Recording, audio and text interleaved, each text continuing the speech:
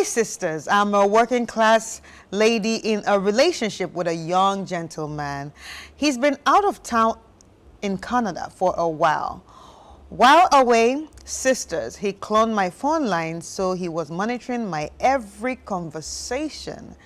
I work closely with my boss, so we have a lot of conversations, but not compromising ones. For some reason, my boyfriend felt I had something to do with my boss. He came to my office and created a scene and actually disrespected my boss.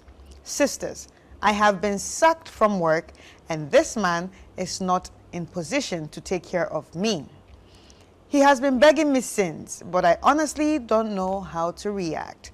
Do I forgive him or just ignore him? Ignore him meaning the relationship is over. Sisters, what should we do? Gail. Kick him to the curb. Good. I like that. No time to waste on negotiating or anything like that. Like, why did you do this? Why did you do that? No, he has to go. Because cloning someone's phone, you are evading somebody's privacy. You know, and it shows you yourself you don't have any confidence in yourself. You are insecure. So those are your problems, not hers. So you can't come and dump them on her and then behave that way and then go to her office. That's very immature. Where she works, where she makes a living, the place that puts food on her table, and then because of your insecurities, you're not even thinking. You know, you just go straight there without confirming anything, and then just make a fool out of yourself. I mean, that's it. Yeah, I mean, there's nothing like you know, wasting time on finding out anything. It just has to go. Right. Simple. So why do you think he would actually clone her phone in the beginning? Yeah, well, I mean, I'm tempted to think that there could be two reasons. Either you suspect somebody, or you yourself on your own, you are insecure. There are two things. Do you understand? And the girl didn't tell us anything like that. Maybe she does things for him to, you know, have suspicions. Yes, I don't know about that. But to go to the point of actually believing the things that you saw on the phone and then acting upon that. So even if you saw things that make you not to trust it, you should have that conversation. This is how I feel about you. Either you're looking for reassurance or you just want to end it. But at least have that conversation. You know, that shows you are emotionally mature. Okay, this is what I saw. This is how I feel about it. Maybe I cannot continue with you anymore. Or explain to me what this and this means. Even though, you know, Charlie, you have cloning her phone I think it's a crime. Yeah. It is. You can't do that. You understand? So that's why I'm saying to even discuss it for me. But just let's say we have to discuss it. Then, okay, tell her this is what I saw. You know, this is what I saw. So either you explain things to me or I move on if I don't like the things I saw. But for me, I wouldn't even have this kind of conversations. I'm saying that because you asked me. But for me, to clone my phone, that's very creepy. That's really, really, really very creepy. You know, someone like this, then that means you don't have any you can't hide anything from him. And in relationships, it's a choice. I decide to be with you. So allow me to show you what I have to bring. Let me love you. Let me show you how I feel. Let me also have breathing space because I'm still an individual, still developing, still living my life. Whether I'm with you or not, I'm still a human being building my identity. I have family, I have friends, I have other things I do that you cannot do for me or you won't understand. So allow me to do those things and then let me show you what I'm bringing. But when you go and do that and make that choice for me and go into my phone and then watch my every move, that's creepy. That's obsessive and narcissistic. So with someone like this, you can't hide from him. Right. So he has to go, like I said from day one. Yeah. He has to go. All right. That's it. Yeah. Rosie. Okay, so I'm actually going to take it from the back to the front. she made a statement that the guy cannot even take care of her. Mm-hmm. You see, which means that I'm thinking that this is a guy who has probably put two and two together and is trying to struggle in Canada, doing something that cannot make two ends meet. Mm-hmm. He's probably relying on somebody out there to help him make ends meet, which means that he's probably cheating himself wherever he is.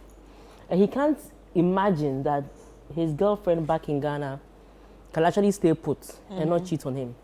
So he's projecting. He's projecting exactly what he's doing out there on the girl. Yeah. Number two, like Gail rightly said, you don't clone another person's phone. There's one thing if maybe you're suspicious in the confines of a marriage, especially because when you guys are married, the dynamics change. And you go and spy on the phone to see what is in there. We could, excuse that. But this one, you're a boyfriend. You can't even take care of the woman. You can't do anything. What business do you have cloning the phone? So my guy, if you become rich and you are married, what would you do? You clone a human being? Like, I'm imagining what you would do if you become your own person. I'm imagining if at this stage you're already cloning phones because you want to see every conversation, everything that has been discussed, everything. Now, fast forward. You've seen something that probably you're not okay with. The first person to talk to is your girlfriend. That, look, who is this guy? Even if you don't want her to know that you're even seeing things on her phone, ask her directly. Your boss, you guys, anytime I call you, you're with your boss, you're discussing this, you're discussing that. Isn't it a bit too much? Let the girl know that you have a problem with how she hangs out with her boss. And if she feels like, okay, cool, out of respect, I need to do this, I need to adjust, maybe off hours, I need to do what I do, or she thinks she has to explain dynamics to you to know the nature of her job and why she needs to be in constant touch with her boss, she does that. Then you get out from nowhere, then you take your whole self straight into her office to go and misbehave. And some people would not take that, especially these one-man businesses. They will not take that nonsense. They would not. And even in corporate entities, they would not. Because that is, you are tarnishing the brand of the business. A hard-earned brand of the business. Imagine the other clients in the place. Then you are coming to accuse the whole boss, the whole boss of messing around with his assistant or somebody like that in the full glare of everybody when you don't have your facts right. How would you do something like that? Okay, fine, you've done it. No problem. The girl is sacked. No wahala. I'm even surprised you still have communication lines open with this guy for him to be able to come and beg you. You see, this guy is a pack of red flags.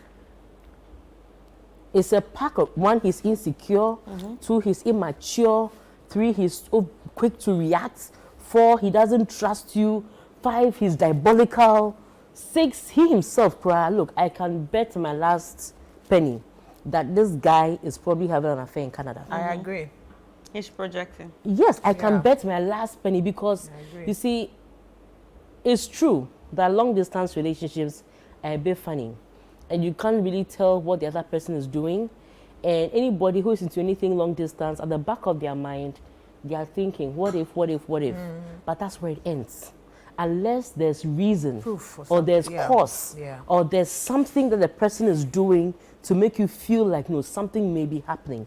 And even in that, there are stages where you start talking about it, you start arguing about it as a couple, you start dialoguing about it.